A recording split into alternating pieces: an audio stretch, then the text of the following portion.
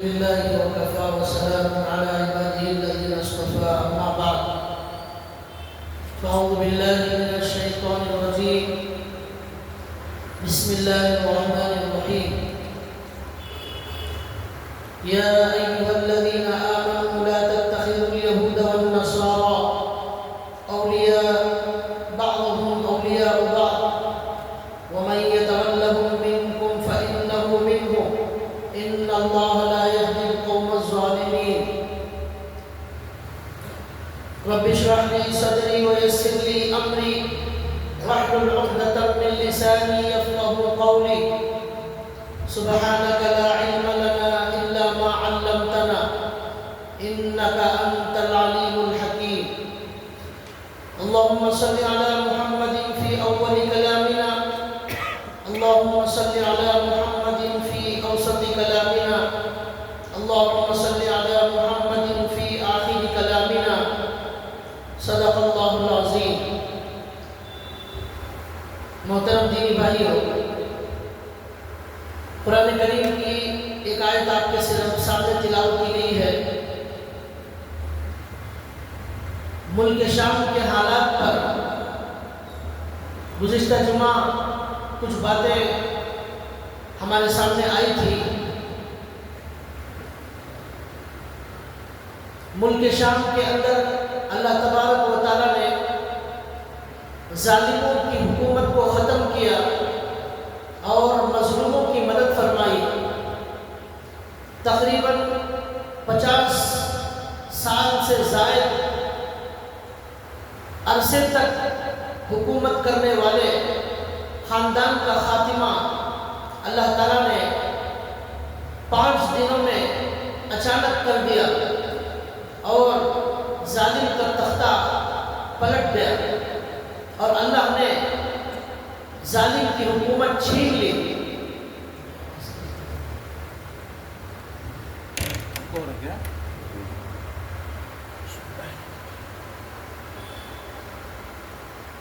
قیامت کی جو علامتیں اللہ کے نبی صلی اللہ علیہ وسلم نے بیان فرمائی ہیں، اس میں اللہ کے نبی صلی اللہ علیہ وسلم نے ملک شام اور فلسطین کے بارے میں بہت ساری باتیں اللہ کے نبی صلی اللہ علیہ وسلم نے بتائی. اور دنیا کے حالات جیسے جیسے ہمارے سامنے آتے جا رہے ہیں، اللہ کے نبی صلی اللہ علیہ وسلم کی بتائی ہوئی حدیثیں اور بتائی ہوئی باتیں بھی ایک ایک بات اللہ کے نبی کی سچ ثابت ہو رہی ہے. اور یہ بھی ثابت ہو رہا ہے کہ دنیا اب اپنے اختتام کو پہنچ رہی ہے اور دنیا ختم ہونے کی طرف اللہ تعالیٰ اس کو لے جا رہے ہیں. ہر دن اور ہر حال اور ہر فتنہ یہی بتا رہا ہے کہ اللہ تعالیٰ اس دنیا کو ختم کرنے کے قریب لے جا رہے ہیں. ملک شام کے بارے میں اللہ تعالیٰ نے ظالم حکومت کو ختم فرمایا. اللہ کے نبی صلی اللہ علیہ وسلم نے حدیث میں فرمایا کہ اللہ تعالیٰ ظالم کو ڈھیل دیتے ہیں، ظالم کو ڈھیل دیتے ہیں، لیکن جب اللہ تبارک و تعالیٰ اس ظالم کو پکڑتے ہیں، اور ضرور اللہ ظالم کو پکڑتے ہیں، اور وہ ظالم اللہ کی پکڑ سے پھر بچ نہیں سکتا، اور اللہ جب پکڑتے ہیں اسے چھوڑتے نہیں ہیں، اس کا خاتمہ کر دیتے ہیں، اس کا انجام برا ہو جاتا ہے. گزشتہ جمعہ میں بہت سارے واقعات میں نے سنایا. حجاج بن یوسف کو اللہ نے کس طرح ختم کیا، اللہ نے توران شاہ بادشاہ کو کس طرح ختم کیا، اللہ نے امام حسین کے قاتلوں سے کیسے اللہ نے بدلہ لیا، فرعون کا کیسے اللہ نے خاتمہ کیا. یہ پورے واقعات قرآن کریم میں موجود ہیں. کوئی بھی دنیا میں واقعہ جو ہو رہا ہے یا ہوگا وہ ہمارے لیے نیا نہیں ہے. اللہ کے نبی صلی اللہ علیہ وسلم نے سب کچھ بتا دیا ہے. آج ہم قرآن اور حدیث کی روشنی میں ملک شام اور دنیا کے جو حالات ہیں ان حالات کو سمجھیں گے اور حدیث کی روشنی میں یہ جاننے کی کوشش کریں کہ آئندہ کیا ہونے والا ہے، اور یہ بھی سمجھنے کی کوشش کریں گے کہ ان فتنوں کے دور میں اللہ کے نبی نے ہمیں کیا کرنے کا حکم دیا ہے اور ہمارے اندر کیا کیا حالات پیدا ہونے والے ہیں، اس کو ہم سمجھنے کی کوشش کریں۔ سب سے پہلے اللہ کے نبی صلی اللہ علیہ وسلم نے ملک شام کے بارے میں یہ فرمایا ہے، کچھ حدیثیں آپ کے سامنے بتا رہا ہوں۔ اللہ کے نبی صلی اللہ علیہ وسلم نے فرمایا ملک شام، جس میں فلسطین بھی موجود تھا ایک زمانے میں، آج اسے 4 ٹکڑوں میں کر دیا گیا، لیکن جس وقت اللہ کے نبی نے ملک شام کا ذکر کیا اس وقت یہ ملک شام میں فلسطین بھی داخل تھا، اردن بھی داخل تھا، لبنان بھی داخل تھا، یہ پورا بہت بڑا علاقہ تھا۔ اللہ کے نبی صلی اللہ علیہ وسلم نے فرمایا یہ اسلام کا مرکز بننے والا ہے، قیامت کے قریب یہ اسلام کا مرکز بننے والا ہے، یہ اللہ کے نبی صلی اللہ علیہ وسلم نے فرمایا۔ اس حدیث سے ہمیں ایک بات یہ بھی معلوم ہو رہی ہے کہ آج فلسطین میں جو ظلم ڈھایا جا رہا ہے اور قتل عام کیا جا رہا ہے، لیکن اس قتل عام کی وجہ سے مسلمانوں کا مکمل خاتمہ نہیں کیا جا سکتا، فلسطینیوں کو مکمل طریقے سے ختم نہیں کیا جا سکتا، اس لیے کہ اللہ کے نبی نے کیا کہا ہے، ملک شام اور فلسطین یہ اسلام کا مرکز بننے والے ہیں، اور اللہ کے نبی سے زیادہ سچے کوئی نہیں ہے۔ تو اسلام کا جو مرکز بننے جا رہا ہے، اللہ کے پروگرام میں ان کے اس بستی والوں کو مکمل کوئی ختم نہیں کر سکتا۔ ابھی جو ملک شام میں 50 سالہ حکومت ختم ہوئی بشار الاسد کی، میں نے کہا تھا شیعہ میں جو کافر ہیں، یعنی شیعہ کے لوگ بھی ان کو کافر سمجھتے ہیں، ایسے بدترین قسم کے عقیدے والوں کی حکومت وہاں پر 50 سال سے چل رہی تھی۔ صرف اس پورے ملک شام میں 5-10% اس فرقے کے ماننے والے جو حضرت علی کو بھی خدا مانتے ہیں، ان کی حکومت، ظالمانہ حکومت وہاں آ گئی تھی، اور اس حکومت پر جو لوگ قابض تھے بشار الاسد، وہ دشمنوں سے ملا ہوا تھا، اسرائیل سے ملا ہوا تھا اور دوسرے ممالک سے ملا ہوا تھا، اللہ کے دشمنوں سے ملا ہوا تھا، لیکن 50 سال ظلم کرنے کے باوجود آخر کار کامیابی اور فتح کس کی ہوئی؟ اللہ کے نبی صلی اللہ علیہ وسلم کی حدیث کی روشنی میں عام مسلمانوں کی ہوئی، اہل سنت والجماعت کی ہوئی اور حق والوں کی ہوئی، باطل کو بھاگنا پڑا۔ اس لیے ہمارے ایمان کو بہت مضبوط رکھنے کی ضرورت ہے، اور حالات سے پریشان ہو جانا، گھبرانا اور تذبذب کا شکار ہو جانا ایک مومن کی شان نہیں۔ اللہ کے نبی نے جو کہا ہے وہ سب ہم اپنی آنکھوں سے دیکھنے والے ہیں۔ اللہ کے نبی صلی اللہ علیہ وسلم نے یہ فرمایا ایک حدیث میں کہ میں سو رہا تھا تو مجھے خواب میں دکھایا گیا کہ میرے تکیے کے نیچے سے کتاب کا ستون نکال لیا گیا، کتاب کا ستون نکال لیا گیا، اور میں نے دیکھا کہ وہ ستون ملک شام کی طرف جا رہا ہے۔ ملک شام میں ایک نور کو میں نے دیکھا، وہ وہاں قائم ہو گیا ایک نور۔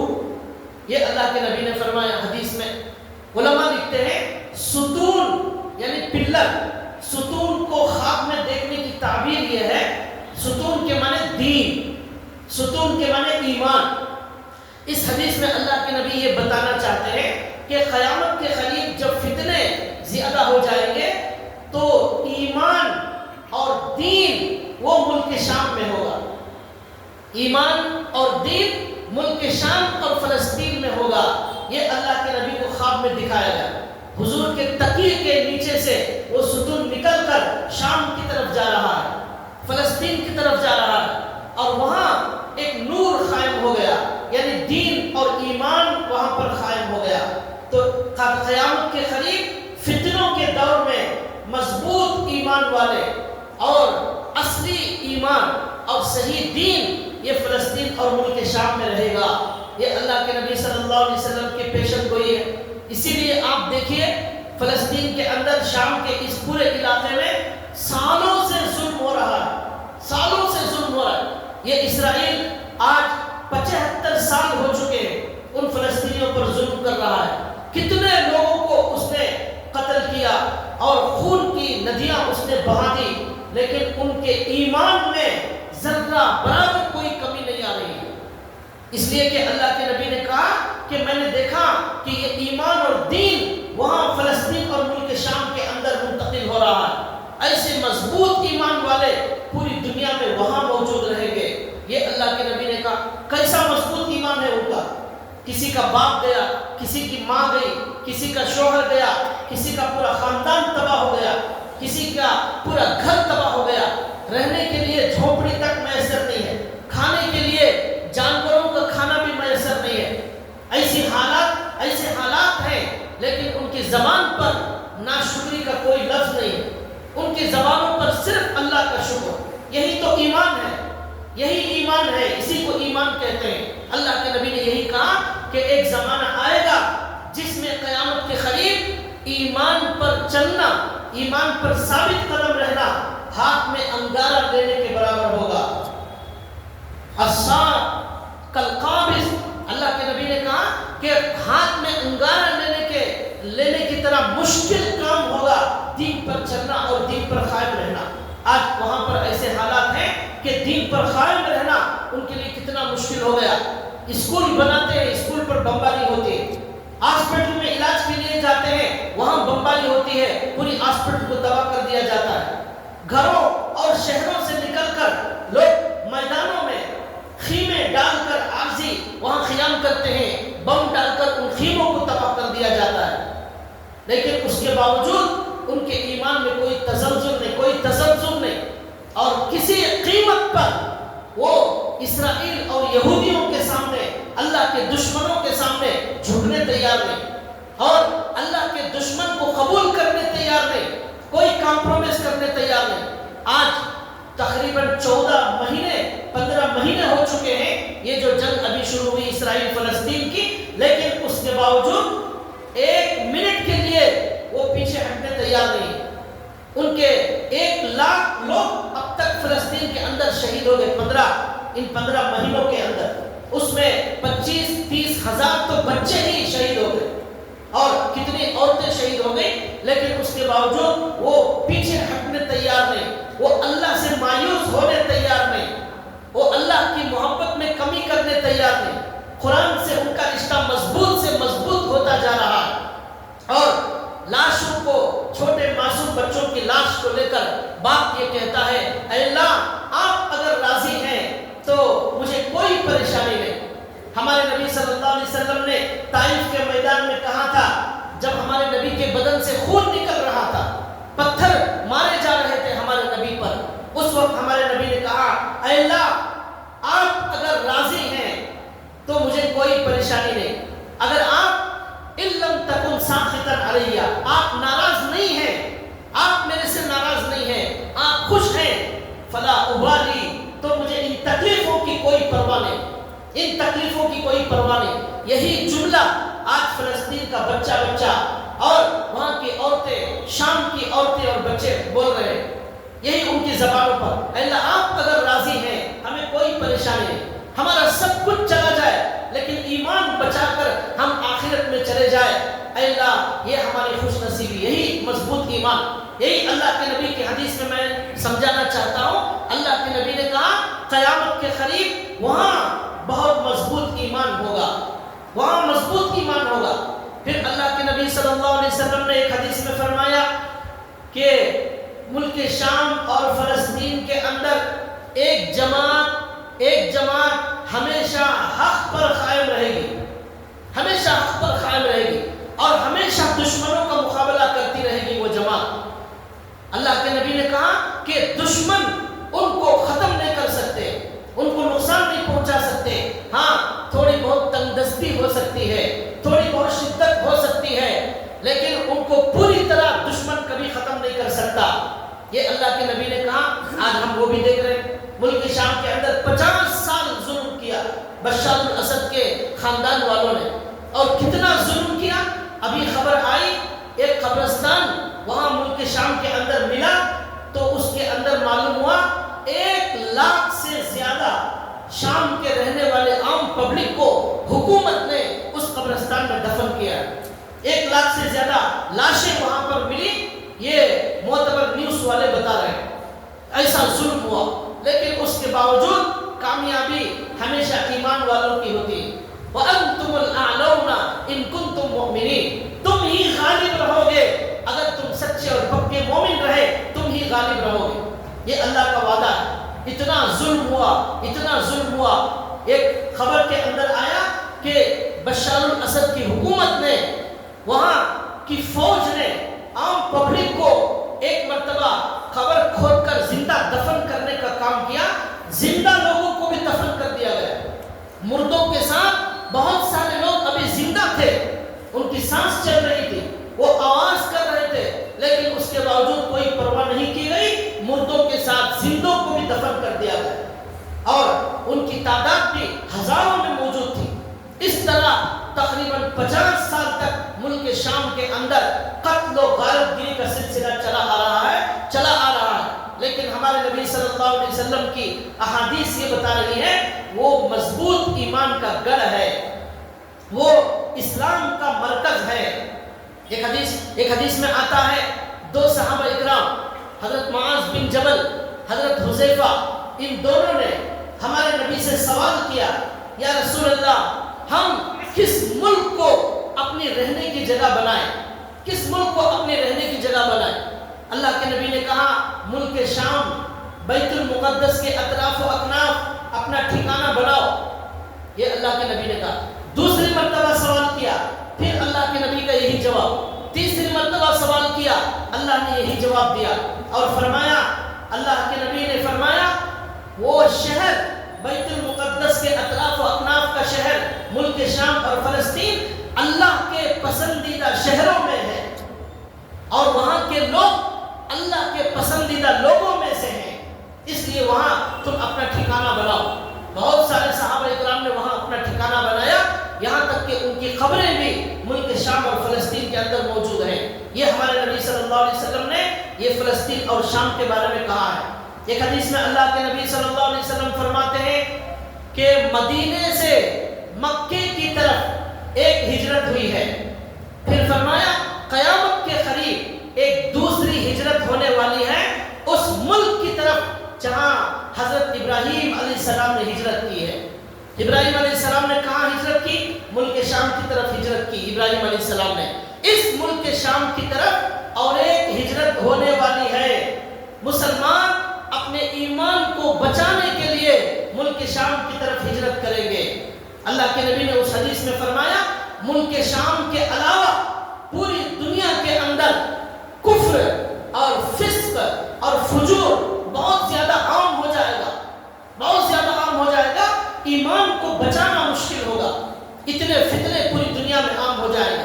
پھر اللہ کے نبی نے اس حدیث میں فرمایا ملک شام کے علاوہ جو لوگ جہاں بھی ہوں گے ان میں سے ان وہاں کے بدترین کافروں، بدترین مشرکوں سے اللہ نفرت کریں گے، اللہ نفرت کریں گے، اتنی خباثت، اتنا ظلم پوری دنیا میں عام ہو جائے گا۔ اس دور میں اللہ کے نبی نے کہا کہ مسلمانوں کو اگر اپنے ایمان کو بچانا مشکل ہو رہا ہے اپنے ملک میں تو پھر شام اور فلسطین چلے جاؤ، ایمان تمہارا وہی بچ سکتا ہے۔ اس کے علاوہ باقی زمین کے لوگوں سے اللہ نفرت کریں گے، نفرت، یہ حدیث کے الفاظ ہیں۔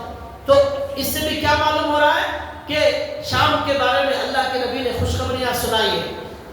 محدثین اس کی شرح میں لکھتے ہیں کہ یہ وہ دور ہوگا جب کہ اسلامی ممالک، جو ہمارے اسلامی ممالک کے لوگ ہیں، وہ کافروں کے ڈر کی وجہ سے، کافروں سے تعلقات کی وجہ سے وہ منافق بن جائیں گے، اور یہودیوں سے ان کے تعلقات گہرے ہو جائیں گے اسلامی ممالک کے لوگوں کے، اور اس کی وجہ سے ان ملکوں میں ایمان کا بچانا مشکل ہو جائے گا۔ یہ اللہ کے نبی نے کہا، یہ بڑی عجیب و غریب بات ہے۔ اللہ کے نبی صلی اللہ علیہ وسلم یہ فرما رہے ہیں، اس حدیث کو غور سے سنیے، مکے سے مدینہ ایک ہجرت ہوئی، اب دوسری مرتبہ ہجرت ہوگی ملک شام کی طرف، مدینے کی طرف۔ حضور نے یہ نہیں کہا ایمان کو بچانے مدینے میں آ جاؤ، ایمان کو بچانے مکے میں آ جاؤ، کعبۃ اللہ میں تمہارا ایمان بچے گا، مسجد نبوی میں تمہارا ایمان بچے گا۔ نہیں، ملک شام کی طرف ہجرت کرو، ہجرت کرنا ہے، ایمان بچانا ہے۔ اگر دوسری جگہ ایمان نہیں بچ سکتا، ملک شام ہجرت کرو۔ اس سے معلوم ہوا مدینے اور مکے اور عرب کے لوگ بھی وہاں کے حالات بھی ایسے ہو جائیں گے، وہاں ایمان بچانا مشکل ہو جائے۔ آج ہم وہ بھی دیکھ رہے ہیں۔ اللہ کے نبی کی حدیث کی روشنی میں ہم سمجھیں اس بات کو، آج مکے اور مدینے اور عرب کے اندر جو حکومتیں موجود ہیں وہ شرک میں مبتلا ہو گئی، وہ کفر میں مبتلا ہو گئی، وہ گناہوں میں مبتلا ہو گئی۔ وہاں کے جو شیخ ہیں، وہاں کے جو باشندے ہیں، وہ پجاریوں کو اور کفر کرنے والوں کو، باباؤں کو دعوت دے رہے ہیں اپنے ملک کے اندر۔ کیا ہو رہا ہے؟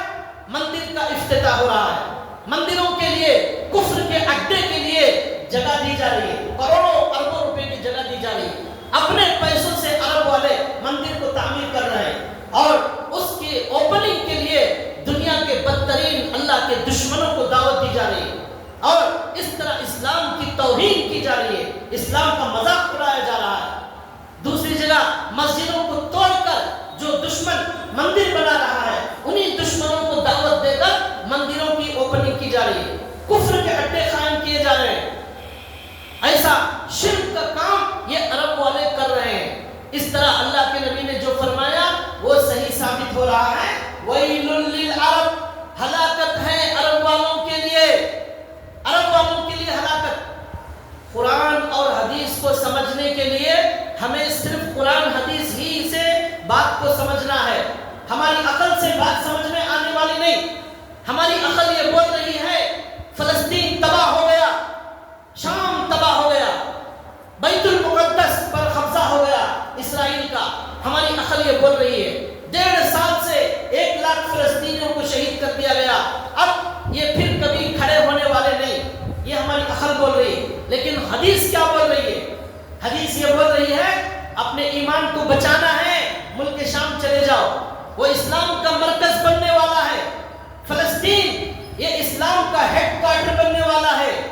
امام مہدی علیہ السلام اسلام کا جھنڈا اسی ملک میں گاڑنے والے ہیں، وہاں سے اسلام کا ایک سور پھونکا جائے گا۔ اس کے بعد امام مہدی علیہ السلام دجال سے ٹکر لینے والے ہیں، اسی سرزمین سے اس تحریک کا آغاز ہونے والا ہے۔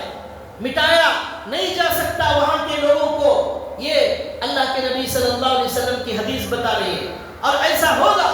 اس کی زندگی مثال یہی ملک شام ہے، جہاں 50 سال تک ظلم ہوا، لیکن کامیابی پھر اللہ تعالیٰ کے حکم سے وہاں کے جو حق والے ہیں ان کو کامیابی ملی، حکومت والے کچھ بگاڑ نہیں سکے۔ یہ اللہ کے نبی کی حدیثیں ہیں جو ہمیں بتا رہی ہیں کہ ہم جو سوچتے ہیں ویسا نہیں ہوتا، اللہ کے نبی نے جو بتایا ہے ویسا ہونے والا ہے۔ تو بھائیو، اللہ کے نبی صلی اللہ علیہ وسلم نے یہ سب بتایا ہے، اور اللہ کے نبی نے کہا وہاں ایک جماعت، فلسطین اور شام میں ایک جماعت ہمیشہ دشمنوں کا مقابلہ کرتی رہے گی، اور عرب والے یہ سوتے رہیں گے، یہ کفر میں، شرک میں مبتلا رہیں گے۔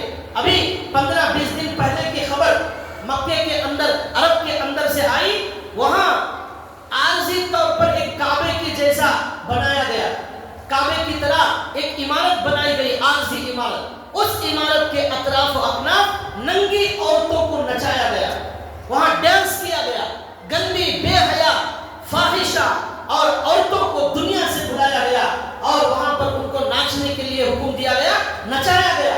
یہ تماشا پوری عرب والے دیکھ رہے تھے، پوری دنیا والے دیکھ رہے تھے، یعنی کعبۃ اللہ کا مذاق اڑایا ان عرب والوں نے، کعبۃ اللہ کا مذاق۔ اور گندی گندی عورتیں جو دنیا میں کہیں بھی ہوتی ہیں، ان کو پیسے دے کر لاکھوں کروڑ روپے ناچنے کے لیے بلایا گیا۔ یہ عرب کی سرزمین پر ہوا۔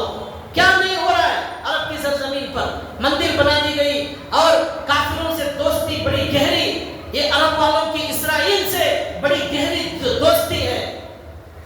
یاد رکھیے، قرآن یہ کہتا ہے یہودیوں سے جو دوستی رکھے گا وہ منافق ہوگا، منافق۔ ایمان کا کوئی تعلق نہیں۔ اللہ نے قرآن کریم میں فرمایا یا ایھا الذین آمنوا لا تتخذوا اليهود والنصارى اولیاء بعضهم اولیاء بعض ومن يتولهم منکم فانه منهم ان اللہ لا يهدي القوم الظالمین۔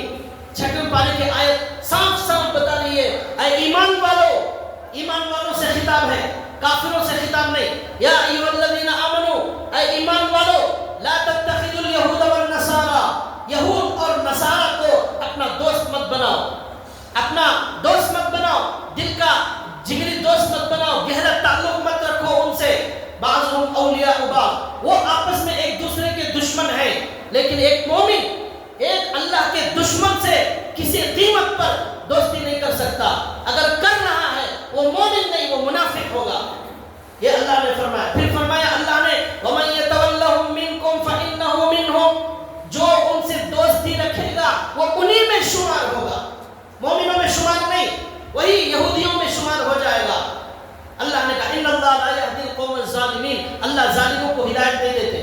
عرب والوں کے بڑے بڑے بزنس، ان کے تعلقات اسرائیل کے ساتھ بہت مضبوط ہیں اندر سے، اسی لیے بہت سارے اسلامی ممالک اس کے سامنے زبان کھولنے کی ہمت نہیں کرتے، اس لیے کہ بزنس کا نقصان ہو جائے گا۔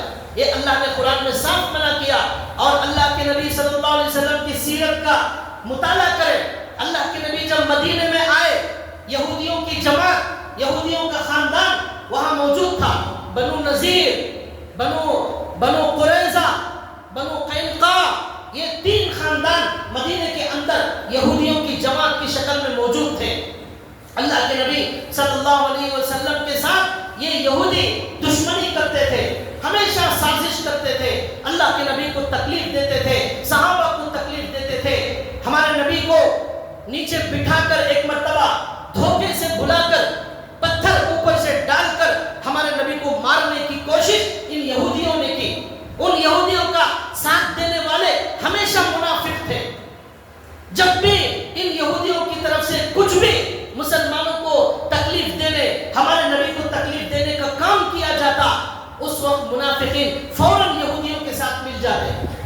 ہمارے نبی نے بنو نذیر سے کہا، انہوں نے غداری کی، انہوں نے اللہ کے نبی کو پتھر سے مار کر ہلاک کرنے کی کوشش کی۔ ہمارے نبی نے ان کو آرڈر دیا کہ مدینہ خالی کرو اور یہاں سے دور نکل جاؤ۔ تو منافقوں نے جا کر یہودیوں سے کہا تم ہرگز مت جاؤ، ہم تمہارے ساتھ ہیں، ہم تمہارا ساتھ دیں گے، ہم تمہارے ساتھ لڑیں گے، ہم مسلمانوں کے خلاف لڑیں گے۔ یہ منافقوں نے کہا۔ یہ کون منافق؟ ہمارے نبی کے پیچھے نماز پڑھنے والے۔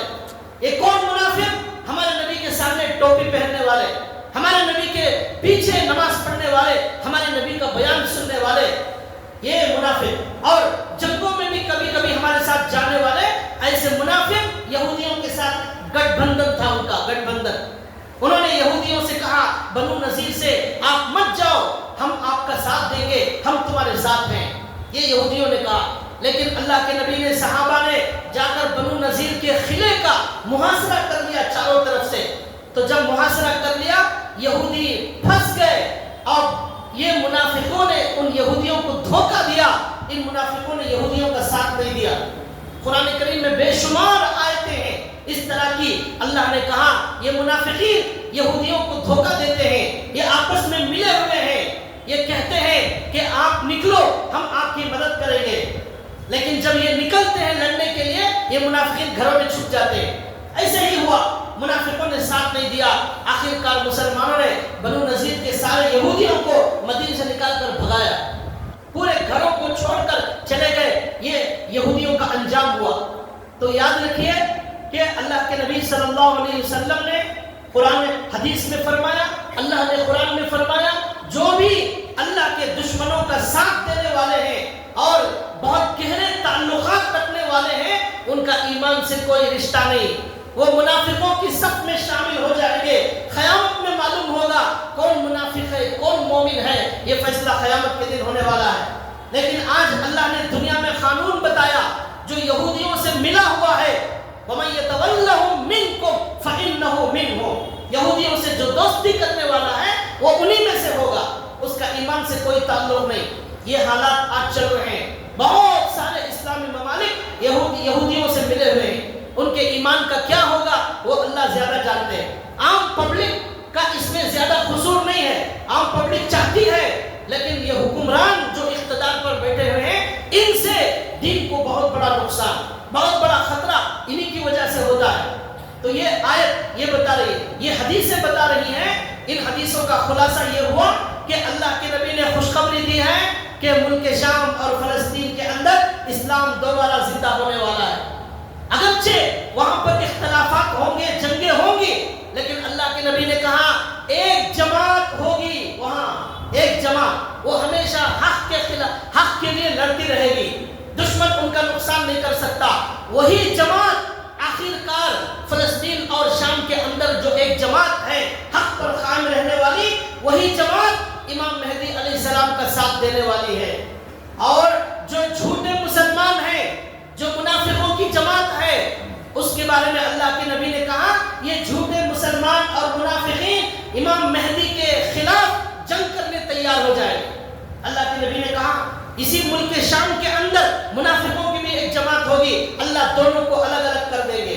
سفیانی، اللہ کے نبی نے اس کا نام بھی بتایا، سفیانی لشکر ہوگا جو منافقوں کی جماعت ہوگی. اور امام مہدی سے لڑنے کے لیے سب سے پہلے، امام مہدی سے لڑنے کے لیے سب سے پہلے جو جماعت کھڑی ہوگی وہ مسلمانوں کی جماعت، یعنی جھوٹے مسلمانوں کی جماعت. اندر سے ایمان ختم ہو چکا ہوگا. جیسے کہ میں نے کہا بشار الاسد جو بھاگ گیا وہ اپنے آپ کو مسلمان سمجھتا تھا. بشار الاسد نام بھی ایسا تھا، لیکن بدترین کافر تھا. حضرت علی کو خدا مانتا تھا. حضرت علی نے اپنے زمانے میں حضرت علی کو خدا ماننے والوں کو زندہ آگ میں جلا دیا، زندہ جلا دیا. حضرت علی نے کہا جو مجھے خدا مانتا ہے اس کی سزا یہی ہے اسے دنیا ہی میں آگ میں جلا دیا جائے. ایسے عقیدے کے لوگ تھے. یہ سب امام مہدی کے خلاف کھڑے ہو جائیں گے، حضرت عیسیٰ کے خلاف کھڑے ہو جائیں گے. تو یہ سب حالات ہیں، یہ اللہ کے نبی کی حدیثیں بتا رہی ہیں. اور ایک بات اچھی طرح سن لیجئے، ہمارے ایمان کو تازہ کرنے والی بات یہ ہے کہ آج ہم دیکھ رہے ہیں اسرائیل بڑی قوت کے ساتھ، بڑی طاقت کے ساتھ فلسطین پر حملہ کر رہا ہے. آج بھی 15 مہینے ہو گئے، آج بھی روزانہ 40-50 لوگوں کو شہید کیا جا رہا ہے. آج بھی برابر سلسلہ جا رہا ہے، سلسلہ چل رہا ہے. اس کے بارے میں بھی پریشان نہیں ہونا ہے. اللہ کے نبی صلی اللہ علیہ وسلم نے آج سے 1450 سال پہلے فرما دیا کہ قیامت کے قریب قتل کا بازار گرم ہو جائے گا، خون خرابہ ہوگا، قتل و غارت گری عام ہو جائے گی. اللہ کے نبی نے کہا ایسا قتل ہوگا نہ قتل کرنے والے کو معلوم ہوگا وہ کیوں قتل کر رہا ہے، نہ قتل کیے جانے والے کو معلوم ہوگا کہ اسے کیوں قتل کیا جا رہا ہے. نہ قاتل کو معلوم ہوگا نہ مقتول کو معلوم ہوگا کیوں قتل کیا جا رہا ہے. ایسا قتل کا بازار گرم ہو جائے گا جب یہ قیامت کے قریب دنیا جائے گی. یہ قیامت کے قریب دنیا جا رہی ہے، ایسا قتل کا بازار گرم ہو گیا ہے، قتل و غارت گری عام ہو گئی. یہ اللہ کے نبی نے بہت پہلے کہا ہے، یہ سب ہونے والا ہے. لیکن ایک بات اچھی طرح یاد رکھیے، قرآن کریم کہتا ہے ان اسرائیل اور یہودیوں کی طاقت اور ان کا غلبہ دیکھ کر مسلمان کبھی مایوس نہ ہو. کیوں؟ قرآن کریم کہتا ہے لَن يَضُرُّوكُمْ إِلَّا أَذًى وَإِن يُقَاتِلُوكُمْ يُوَلُّوكُمُ الْأَدْبَارَ ثُمَّ لَا يُنصَرُونَ. اللہ کہتا ہے قرآن کریم میں اے مسلمانوں یہ یہودی تمہیں نقصان نہیں پہنچا سکتے. لَن يَضُرُّوكُمْ ہرگز یہ یہودی مسلمانوں کو نقصان نہیں پہنچا سکتے. إِلَّا أَذًى مگر تھوڑی بہت تکلیف ان کی طرف سے ہوگی. لَن يَضُرُّوكُمْ إِلَّا أَذًى اور جب یہ تمہارے ساتھ لڑیں گے تو پیٹ پھیر کر بھاگنا پڑے گا یہودیوں کو اور اسرائیل کو. ناکامی ایک دن ضرور اسرائیل اور یہود کی ہونے والی ہے، یہ قرآن کریم بول رہا ہے. جیسے آج ملک شام میں 50 سال حکومت کرنے کے بعد کسے بھاگنا پڑا؟ بشار الاسد کو بھاگنا پڑا. ناکامی کس کی ہوئی؟ حکومت والوں کی ہوئی. کامیابی کس کی ہوئی؟ مظلوموں کی ہوئی. کامیابی کسے ملی؟ زندہ لوگوں کو جن کو دفن کر دیا گیا، 1 لاکھ لوگوں کو جن کو قتل کیا گیا. ان کی کامیابی ہو گئی 50 سال کے بعد وقت نے بتا دیا کامیابی ہمیشہ مظلوم کی ہوتی ہے، اس لیے کہ مظلوم کے ساتھ اللہ ہوتا ہے، ظالم کے ساتھ شیطان ہوتا ہے۔ اللہ کے نبی نے حدیث میں فرمایا مظلوم کی بد دعا سے بچو، مظلوم کی بد دعا سے بچو، اس لیے کہ مظلوم کی بد دعا اللہ کے پاس جاتی ہے، اللہ اور اس کے درمیان میں کوئی پردہ نہیں ہوتا، ڈائریکٹ مظلوم کی دعا اللہ کے پاس جاتی ہے۔ 50 سال تک ان شام کے لوگوں نے اللہ سے دعا مانگی، گڑ گڑایا، اللہ نے ان کی دعا قبول فرمائی۔ ایک حدیث میں اللہ کے نبی نے فرمایا مظلوم کی بد دعا سے بچو، اس لیے کہ ظالم تو ظلم کر کے آرام سے سو جاتا ہے، لیکن مظلوم راتوں میں جاگ کر اس ظالم کے لیے بد دعا کرتا ہے۔ اور اللہ کے نبی نے فرمایا ظالم سو جاتا ہے، مظلوم نہیں سوتا، وہ تڑپ تڑپ کر راتوں میں اللہ سے مانگتا ہے، مظلوم نہیں سوتا اور اللہ بھی نہیں سوتا، مظلوم بھی نہیں سوتا، سنانے والا اور سننے والا اللہ بھی نہیں سوتا، ظالم سو جاتا ہے، اس لیے اس کا انجام ہمیشہ برا ہونے والا ہے۔ اب اللہ تعالیٰ نے قرآن میں کیا فرمایا؟ یہ یہود اور اسرائیل تمہیں ہرگز نقصان نہیں پہنچا سکتے، مگر تھوڑا بہت نقصان تمہارا ہو سکتا ہے، تمہیں مکمل ختم نہیں کر سکتے۔ اس کے بعد اللہ نے کہا ضربت علیہم الذلہ والمسکنہ وباءوا ضربت علیہم الذلة اینما ثقفوا الا بحبل من اللہ وحبل من الناس وباءوا بغضب من اللہ۔ اللہ نے اس آیت کے اندر فرمایا قیامت تک کے لیے سارے یہودیوں اور اسرائیل کے اندر رہنے والے یا پوری دنیا میں جہاں بھی رہنے والے یہودی ہیں، ان پر اللہ کی طرف سے ذلت کا ٹھپا لگا دیا گیا ہے۔ ذلت اور رسوائی، ناکامی کی مہر اللہ نے یہودیوں پر لگا دی ہے۔ یہ قرآن کہہ رہا ہے اینما ثقفوا، جہاں بھی رہے وہ ذلیل اور رسوا ہوں گے، ایک دن ناکام ہوں گے، یہ اللہ کا قرآن کہہ رہا ہے۔ اس کے بعد اللہ نے کہا الا بحبل من اللہ وحبل من الناس، ان کے تھوڑی بہت کامیابی اگر دنیا میں نظر آ رہی ہے، دو وجہ سے ان کی کامیابی نظر آئے گی۔ ایک تو یہ ہے کہ اللہ کی رسی کو اگر یہ تھام لے، یہ یہودی بچ سکتے ہیں۔ اس کا مطلب یہ ہے یہودی اگر اسلام قبول کر لے تو پھر یہ اللہ کے عذاب سے بچ سکتے ہیں۔ اور اللہ نے کہا الا بحبل من اللہ وحبل من الناس، یہ خود اپنے بل بوتے پر دنیا میں کچھ نہیں کر سکتے الا یہ کہ دوسروں کا سہارا مل جائے، دوسروں کی مدد مل جائے، گٹھ بندھن کی سرکار چلے تو کچھ دن چل سکتی ہے۔ یہ اسرائیل اور یہودی، ان کی جو طاقت، ان کی جو حکومت چل رہی ہے وہ امریکہ کے سہارے چل رہی ہے۔ یہ آیت بول رہی ہے دوسروں کے سہارے کچھ دن یہ عیش کریں گے، کچھ دن ظلم کریں گے، یہ امریکہ کے سہارے پر، فرانس اور برطانیہ کے سہارے پر یہ اسرائیل کی مدد کی جا رہی ہے، وہاں سے ہتھیار دیا جا رہا ہے، وہاں سے دولت کے خزانے امریکہ نے کھول دیے ہیں، اس لیے اسرائیل چل رہا ہے، چل رہا ہے۔ لیکن اللہ نے کہا یہ دوسروں کے سہارے پر زیادہ دن چلنے والا نہیں، کچھ ہی دن چلنے والا ہے، اس کے بعد ان کا انجام ختم ہونے والا ہے۔ اب اللہ تعالیٰ نے یہاں یہ فرمایا کہ یہ جو سہارے ہیں یہ ٹوٹ جائیں گے، پھر ان کا کوئی سہارا نہیں ہوگا، پھر اللہ کے عذاب سے ان یہودیوں کو کوئی بچا نہیں سکتا۔ اللہ نے کہا یہ اس لیے کہ یہ یہودی اللہ کا انکار کرتے ہیں، انہوں نے نبیوں کو قتل کیا ہے، اس لیے قیامت تک کے لیے ان یہودیوں پر ذلت کا ٹھپا، ذلت کی مہر لگا دی گئی ہے۔ یہ آیت بتا رہی ہے کہ دنیا کے اندر اسرائیل کا بھی خاتمہ ہونے والا ہے، ان کا بھی وہی انجام ہونے والا ہے جو بشار الاسد کا ہوا، ان کا بھی وہی انجام ہونے والا ہے جو حجاج بن یوسف کا ہوا، ان کا بھی وہی انجام ہوگا جو قاتلان حسین کا ہوا، فرعون کا جو انجام ہوا یہی اسرائیل کا انجام ہونے والا ہے۔ یہ آیت بتا رہی ہے، یہ آیت میں اللہ نے صاف کہا یہ ہرگز مسلمانوں کا نقصان نہیں کر سکتے، تھوڑی بہت تکلیف دے سکتے ہیں، تھوڑا بہت سہارا ہوگا، اس کے بعد ان کا انجام ختم ہونے والا ہے۔ اب آخری بات سنیے، یہ اللہ تعالیٰ کا قانون یہ ہے اللہ ظالم کو ڈھیل دیتے ہیں، اللہ ظالم کو بہت زیادہ ڈھیل دیتے ہیں، بہت ڈھیل دیتے ہیں، لیکن اس کے بعد اسے پکڑنے کا ایک وقت ضرور آتا ہے۔ اب اللہ نے یہاں کہا کہ ان کی حکومت، ان کا دبدبہ زیادہ دن چل نہیں سکتا۔ اللہ نے یہاں کہا اب 75 سال تک اللہ نے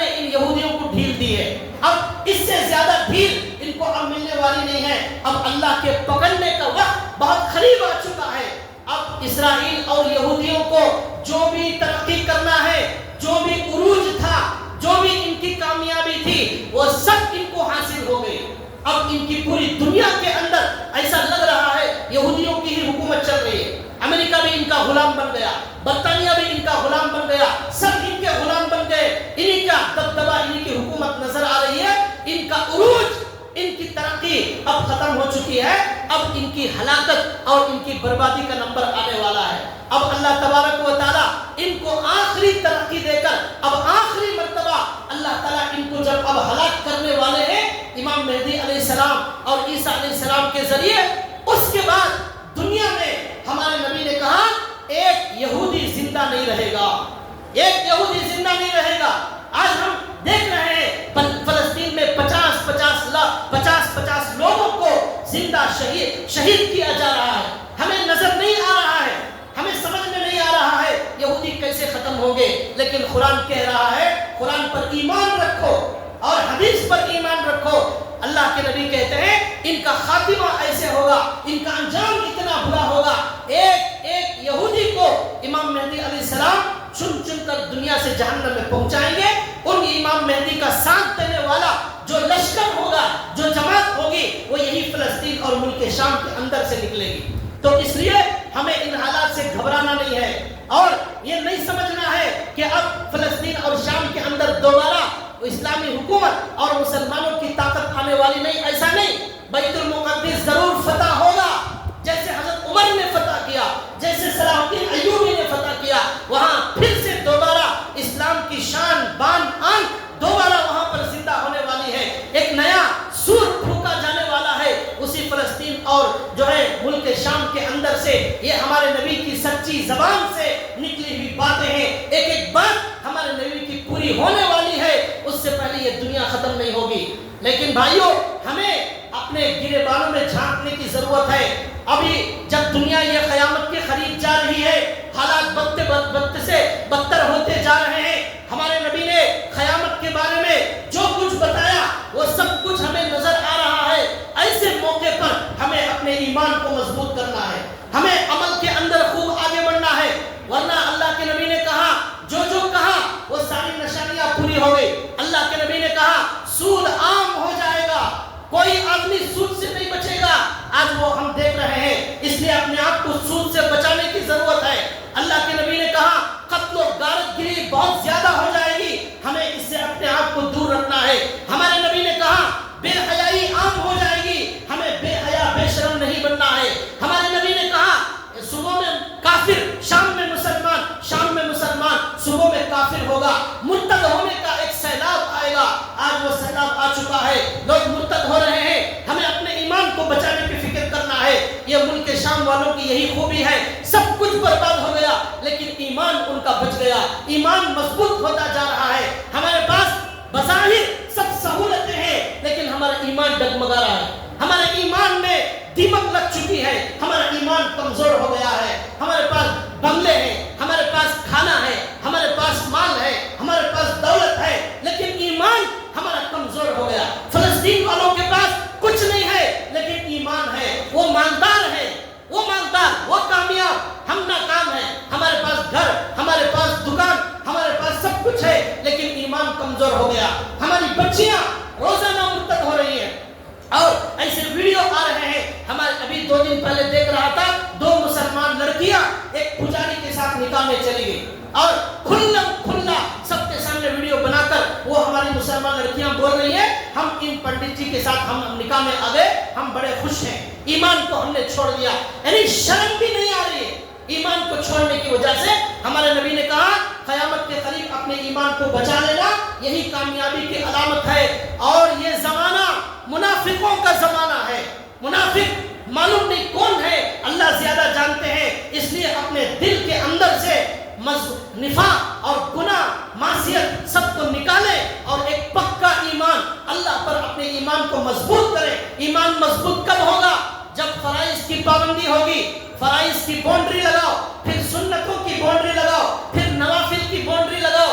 شیطان ہمارے قریب نہیں آئے جائے گا. نہ سنت کی باؤنڈری ہے، نہ فرائض کی باؤنڈری ہے، نہ نوافل کی باؤنڈری ہے، کچھ نہیں ہے. شیطان ڈائریکٹ ہمارے اندر گھس جاتا ہے. فرائض یہ ہتھیار ہے، سنتیں یہ ہتھیار ہے، نوافل یہ ہتھیار ہے جو شیطان کو ہمارے قریب آنے نہیں دیتے. وہ آج ہمارے پاس موجود نہیں. اللہ کے نبی نے حدیث میں فرمایا قیامت کے قریب ایسا دور ہوگا کہ انسان کو صرف اپنے پیٹ کی فکر ہوگی، اپنے جیب کی فکر ہوگی اور کچھ فکر نہیں ہوگی. ایمان کو بچانے کی کوئی فکر نہیں کرے گا. ہر انسان کو صبح میں، دوپہر میں، شام میں، رات میں، دن میں، گھر میں، آفس میں، ہر جگہ ایک ہی فکر ہوگی، وہ میرا پیٹ بھر جائے، مجھے زیادہ پیسے آ جائے. یہ اللہ کے نبی نے کہا ایک زمانہ ضرور آئے گا جس میں لوگوں کو صرف اپنے پیٹ کی فکر ہوگی، ایمان کی فکر نہیں ہوگی. لڑکی مرتد ہوگی، باپ کو فکر نہیں. لڑکا مرتد ہو گیا، باپ کو فکر نہیں، پیٹ کی فکر ہوگی. یہ قیامت کے دن ایسے مسلمان آ جائیں گے. ہمیں اپنے آپ کو اس سے بچانا ہے. آج ہر ادارہ، ہر اسکول والے، ہر کالج والے، ہر آفیسر، ہر شعبہ، ہر ڈپارٹمنٹ یہی نعرہ لگا رہا ہے پیٹ کا مسئلہ سب سے بڑا، پیٹ کا مسئلہ سب سے بڑا. اپنے بچوں کو اسکول پڑھاؤ، اسکول پڑھاؤ، اسکول پڑھاؤ. یہ اسکول والے اتنا زیادہ نعرہ کیوں لگا رہے ہیں؟ اس لیے لگا رہے ہیں اگر آپ بچوں کو نہیں پڑھائیں گے آپ کا بچہ بھوکا مر جائے گا. کالج میں نہیں پڑھائیں گے آپ کا بچہ بھوکا مر جائے گا. قرآن کہتا ہے کتنے جانور دنیا میں جنگلوں میں ہے، ان کو کھانا کون دے رہا ہے؟ وَكَأَيٍّ مِّن دَابَّةٍ لَا تَحْمِلُ رِزْقَهَا. کوئی جانور اپنے کھانے کے لیے کوئی کوشش نہیں کرتا. اللہ یرزقها وَإِيَّاكُمْ. اللہ ان کو بھی کھانا دے رہا ہے، اللہ تمہیں بھی کھانا دے رہا ہے. اسکول ضرور پڑھو لیکن پیسوں کے لیے مت پڑھو، کمانے کی نیت سے مت پڑھو، پیٹ بھرنے کی نیت سے مت پڑھو. ڈاکٹر بنو، وکیل بنو لیکن پیسے لوٹنے کے لیے نہیں. مخلوق کی خدمت کے جذبے سے پڑھو، مخلوق کی خدمت کے جذبے سے ڈاکٹر بنو. پیٹ کا مسئلہ، ہم آج ہماری عمر 40 سال ہوگی، کسی کی 50 سال، کسی کی 60 سال، آج تک ہم میں سے کوئی آدمی بھوکا نہیں ہے. اللہ نے ایک وقت بھی ہمیں بھوکا نہیں رکھا. پھر بھی ہر انسان اپنے پیٹ کی فکر کر رہا ہے، ہر ادارہ پیٹ کی فکر کر رہا ہے، ہر شعبہ انسانوں کو بتا رہا ہے پیسے کیسے کمانا ہے، پیسوں کے لیے جینا، پیسوں کے لیے مرنا. وہی صبح سے شام تک دماغ میں، زبانوں پر وہی پیسہ پیسہ. اللہ کے نبی نے کہا قیامت کے قریب انسان کا سب سے بڑا مقصد پیٹ اور جیب ہو جائے گا. اور اللہ کے نبی نے کہا اور قیامت کے قریب مسلمانوں کی حالت کیا ہوگی؟ اپنے دین کو وہ لوگ مذاق بنا لیں گے، اپنے دل کی خواہش کو دین بنا لیں گے. دین جو ہے قرآن میں ہے، دین اس حدیث میں ہے، اسلام ہمارے قرآن میں ہے، لیکن لوگ اپنی خواہش کو دین بنا لیں گے. دل میں جو خواہش آ رہی ہے وہی دین، وہی اسلام، وہی دین، وہی اسلام. کیا ہو رہا ہے؟ ابھی کل کی خبر آئی کہ مسلمانوں نے مسلمانوں کا قتل عام کیا. بنگلہ دیش کے اندر نیوز پڑھیے آپ کو معلوم ہوگا. کلمہ اسرائیل کو اٹھا کر ایک طرف رکھو، اسرائیل کو اٹھاؤ. ایک کلمہ پڑھنے والے مسلمان، ٹوپی والے مسلمان، جھبے والے مسلمانوں نے، صرف دیندار مسلمانوں نے 100 لوگوں کو سر پھوڑ کر زخمی کر دیا. 100 لوگ زخمی ہو گئے اور 4-5 لوگ شہید کر دیے گئے. یہ جنگ جو ہوئی 2 مسلمانوں کے جماعتوں کے درمیان میں ہوئی. کوئی مقصد نہیں. دیندار آج لڑ رہے ہیں، خون خرابہ ہو رہا ہے. فلسطین کے اندر جو نظارہ ہم نے دیکھا، آج دیندار جماعتیں آپس میں لڑ رہی ہے. کسی کی ٹانگ توڑ گئی، کسی کا جو ہے پیر ٹوٹ گیا، کسی کا ہاتھ توڑ دیا، کسی کا سر پھوڑ گیا. 80 سال کا بوڑھا آدمی، اتنی بڑی داڑھی ہے، اسے مار کر خون سر پھوڑ کر پورے خون میں نہلا دیا گیا. یہ کل کی خبریں جو ہے بنگلہ دیش سے آئی ہیں. یہ کوئی کافر نہیں، یہ یہودی نہیں، یہ اسرائیل نہیں، یہ ہمارے کلمہ پڑھنے والے مسلمانوں کی جنگ ہے. آج مسلمان کیا ہو گیا؟ اپنا الگ بورڈ، اپنا الگ نام، اپنی الگ تنظیم، ہماری یہ جماعت، ہماری یہ جمعیت، ہمارا یہ نام، ہمارا یہ کام. اگر اس کے علاوہ کوئی دوسرا کوئی کام کرے گا وہ کام قابل قبول نہیں ہوگا. بھائیو، ہمارا کوئی بورڈ نہیں، ہمارا کوئی نام نہیں، ہماری کوئی جماعت نہیں، ہماری کوئی پہچان نہیں، ہمارا کوئی جھنڈا نہیں. سارے جھنڈوں کو جلا دو، سارے بورڈوں کو نکال کر پھینکو. صرف اللہ کے لیے ہم صرف مسلمان ہیں. ہمارا کوئی نام نہیں، ہمارا کوئی لیبل